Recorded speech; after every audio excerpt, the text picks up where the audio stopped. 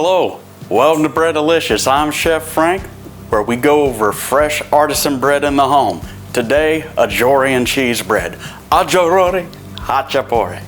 So without further ado, let's get cooking, y'all.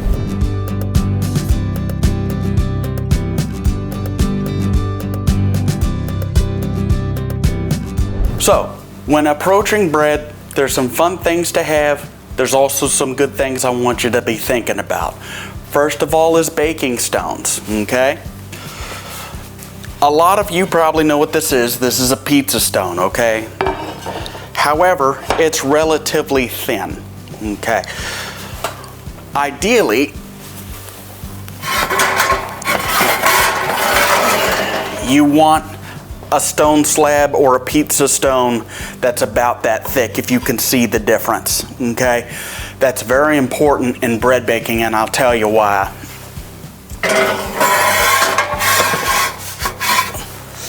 And while you're at it, invest in good pot holders. You don't want them to be too thin. You want something thick that you can use. But these would be too thin of a stone. Part of how bread works is it bakes on the stone slab. Once it goes on there, you want the residual heat to get that original rise in the bread, okay? So if it's too thin, it cools down too quickly, doesn't hold the heat as well. So that's something to bear in mind when you're shopping, doing artisan breads at home.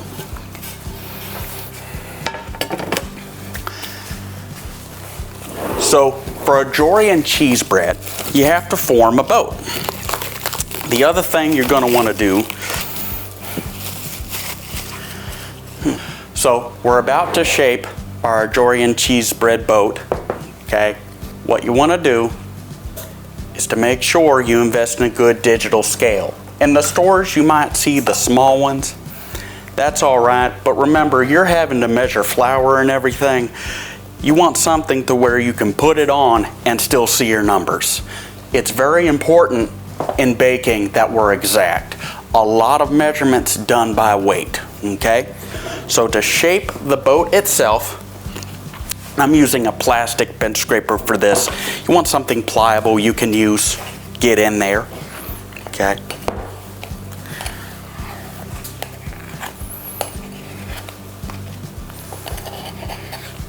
And you want every ounce of dough possible. This dough has rested for an hour, but I'll go over with you on how to do that.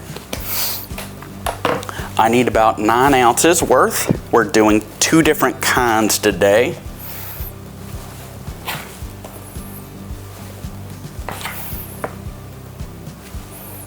You think it might be a pain to add all these pieces, but it actually works out just fine. Another fun gadget is home rolling pins are fine, but if you can invest in one of these flat rolls, it makes your life a lot easier. What you do is you take a little bit of flour. Always have some flour available where you go. Get the rolling pin dusted up, then you just roll it. Now that's going to be a little sticky, I can already tell. No big deal. And I cleaned my counter at the same time. Bread's not as complicated as you think. And I'm just rolling along, kind of going into a square motion. Okay, one more time. And again, plastic bench scraper is nice. I can get that flour over here to my advantage and clean up after myself.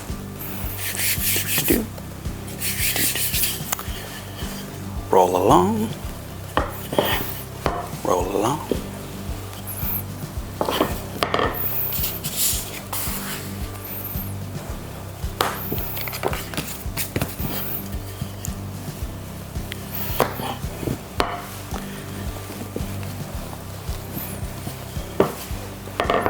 Alrighty, and that is ready to be shaped.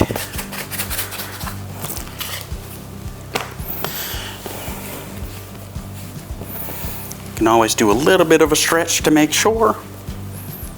That's looking pretty good to me. Excellent.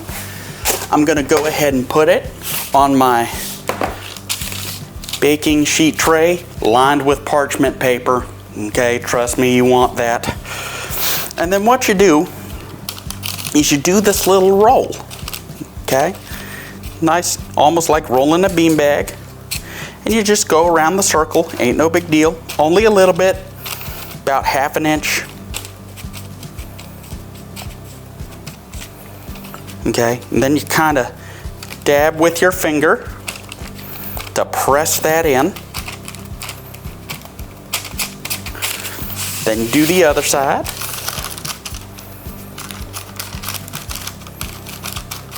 And I'm kind of twisting, tucking, twisting, tucking, twisting, tucking, twist, tuck, twist, tuck, twist, tuck, twist, tuck. And then some final presses of those in. Don't worry about divots with your fingertips. Remember, we're going to cover this in cheese, so it doesn't matter. And then you twist in. And you bring these two ends together and you do a twist and then a press. Okay? Bring these two ends together, do a twist, and then a press. And then you can make it out a little bit. Don't want to pull it too hard, you just kind of want to guide it.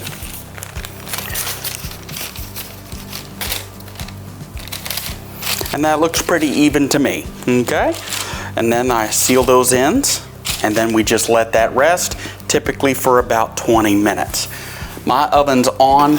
This is a fairly warm spot, so I don't have to worry about it. Some ovens don't get that warm on top, but for those of that do, keep in mind you want this at a room temperature space. You also, if you feel necessary, cover it with parchment paper or plastic. However, I'm not too worried about it. It's only 20 minutes. It shouldn't dry out that far, okay? But you can also just use a typical kitchen towel to help also, all right? You just guide it, and that'll keep it relatively safe. It's airflow that causes a skin to form on the dough, and once that happens, it doesn't stretch or expand as well. So that's the methodology behind it.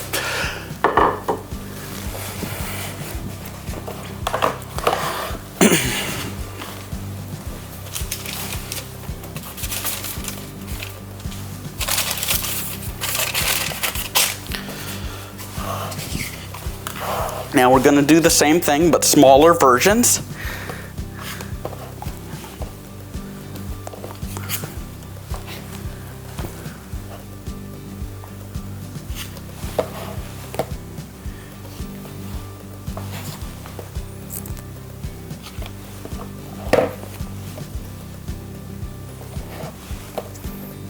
Sometimes you have to play with the dough a bit.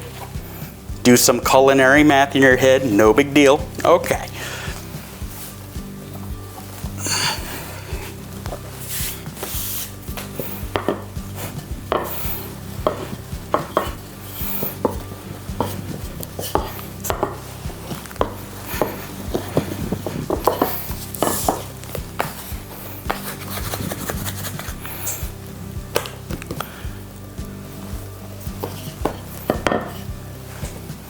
Yep, I'm happy with that guy. Get some more flour, do a light sprinkle. Again, little bowl of flour to help you out, no big deal.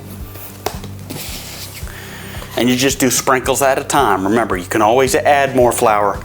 It's hard to add the hydration or water back in, so only do small sprinkles of flour at a time. Another reason why I love these rolling pins is you can kind of just roll along. It's very one with the body, I think is the best term I would like to use there.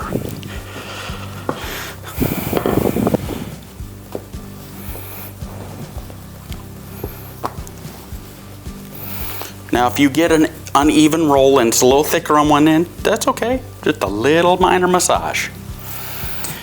If you get a fold, don't beat yourself up. Again, we're covering in cheese. It's gonna be okay. You can also kind of guide it with the next roll. Alrighty. So now I'm gonna grab this again. I'm gonna scoop this guy up. Place them here, and again, roll, tuck, roll, tuck, roll, tuck, roll, tuck, roll, tuck, roll, tuck, roll, tuck, roll, tuck, roll, tuck, roll, tuck, roll, tuck, roll, tuck, roll, tuck, roll, tuck. Twist. The final press. And then again.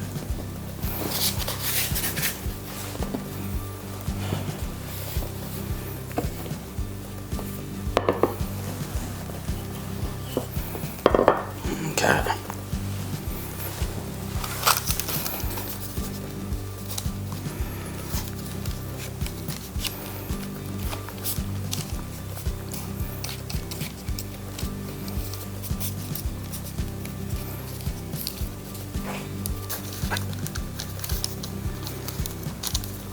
Excellent. Then we just let those rest. Another thing too is, as you're taking notes, which I encourage, do it on paper. If you want to have it digital and then print it, that's fine. I don't recommend taking notes on our smartphone and then trying to follow smartphone while baking bread. The flour gets everywhere. That's the lesson here. Okay, and you get a lot of flour dust kicking up, okay? And flour dust is not always fun or friendly with electronics, so you get used to having a piece of paper around, okay? So it's just part of what we have to do as bakers, okay? It's gonna be all right. But what you will need for our Adjorian hachapuri is 10.4 ounces of bread flour, 3 ounces of water, 2.7 ounces of milk, 1.1 ounce of sugar, 0.2 ounces of sea salt, and 0.2 ounces of instant dry yeast. Okay? And then instant dry yeast is equivalent to about a tablespoon, or teaspoon, sorry. It's equivalent to about a teaspoon. So what I do is I have my flour and my salt in here. I did not add the yeast yet, and I did that on purpose, okay?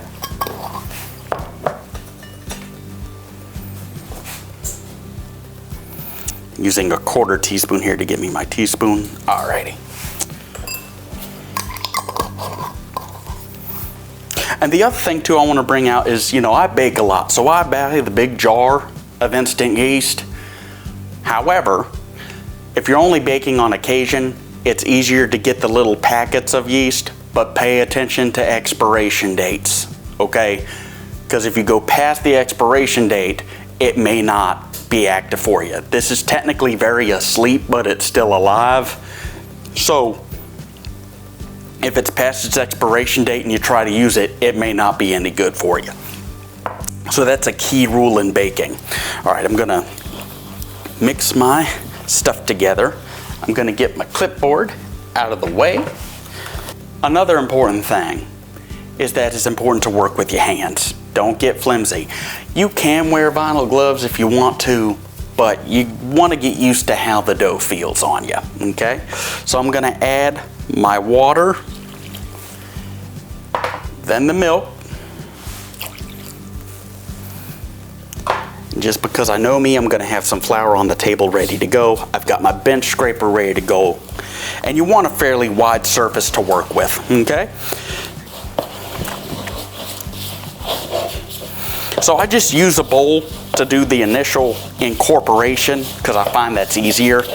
And then I just get all that on the table. And then I just go to town on it. It looks a little flaky at first, but don't worry. You just smash it into the dry, cover it, scoop, mash it into the dry, scoop, then scoop. If it's a little sticky and you got all those dry spots, perfect. Use it to mop it up. It's a very interactive activity.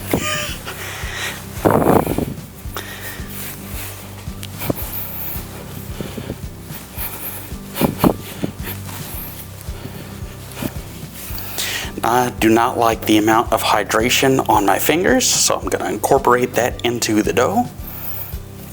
If it's still sticking, that's fine. You just grab some flour and then you do the rub, okay? You just rub your fingers together, fairly large amount of friction. You don't want to go too fast because then it flies everywhere, but you do want to do a nice firm rub on the hands.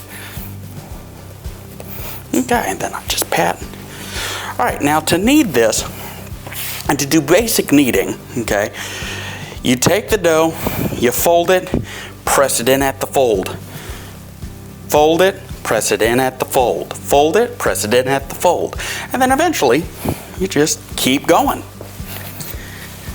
And then once it's together and you know no pieces are going to go away, you can just start slamming it. This helps with gluten development. Bread with baking is amazing if you need to release a bit of frustration. It's a fun time and it's soothing. Very therapeutic. Then you need some more. Now for me, I'm a big guy, so I can just kind of use the weight of my body. If you're finding you have to press, no worries. Do it slower. Use the weight of your whole body. Maybe 2 hands. Still, the whole concept of get that fold, push it in. Fold, push it in. And then you just keep going. If your arm gets tired, that's okay. You would do this for about 5 minutes. And you can alternate hands like that. And you can just keep going. And if you have a playlist, because you want to knead this for about 5 minutes, pick something you can jam to about this speed, slower, faster if you want to. And that way, all you got to do is play your song. And when it's over, you're done.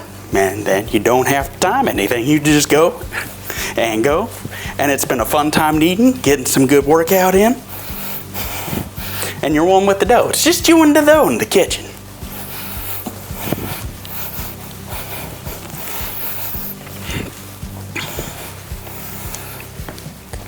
Okay, so 5 minutes have passed.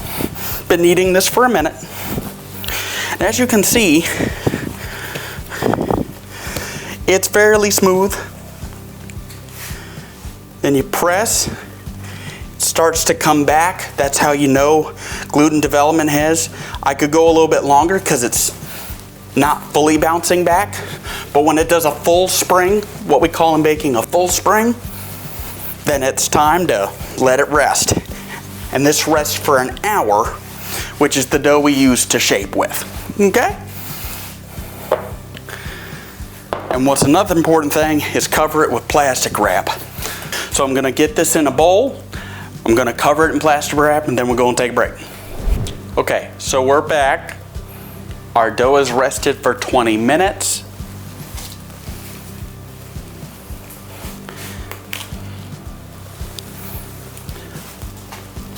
And that's a fairly good rise. The dough springs back. I'm comfortable with that. Now we add our cheese. This is our mixture of feta and mozzarella. Okay? 10.6 ounces of mozzarella and then another 10 ounces of feta. And then after that, you just kind of pile it on. I don't have a good culinary term, you just pile it on. A nice hill. Because remember, this is going to melt down. So, and if a little bit gets on the side, that's just extra flavor. And I'm kind of smashing it in there on purpose.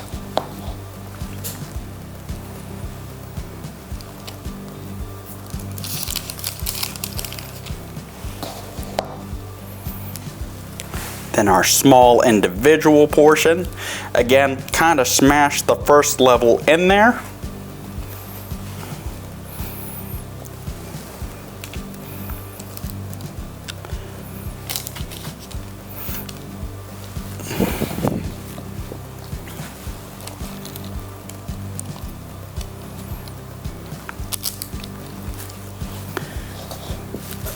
And then you form a hill.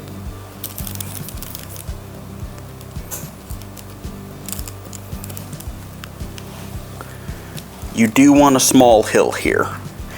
And don't worry if cheese drips off the sides, that's why we put it on parchment paper. The oven has been preheating at 500 degrees. And then we stick these in there for 20 minutes. If you love cheese, you're always going to want to add more. That's a natural feeling, don't worry about that. And now that the bread is in the oven, we'll check back in 20 minutes.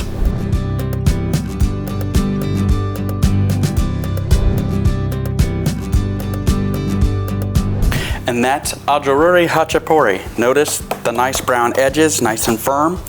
But while it's fresh out of the oven, you finish it with an egg yolk. So you get that in there, you hold it firmly, and then you just stir. This adds a nice silky texture, nice enriching. You stir that in there. Look at that. And it cooks the egg yolk, so you don't got to worry about all that. The advantage of these individual sizes is I took an egg yolk and I broke it, and then I just eyeball it. I get about half of the egg yolk in each one.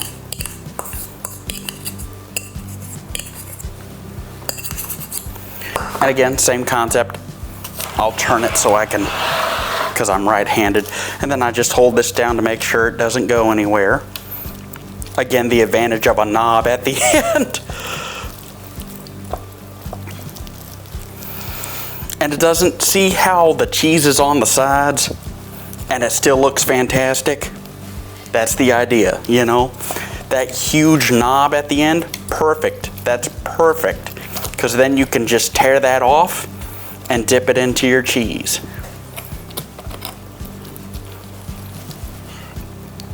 Okay. And a fun little test, although don't do this before serving, is to see how long you get that stretch and steam going. That's how you know contests of how long you can make the stretch. But anyway, there you have your Adjorian cheese bread. Until next time, everyone, remember, scale properly and be one with the dough. Enjoy, y'all.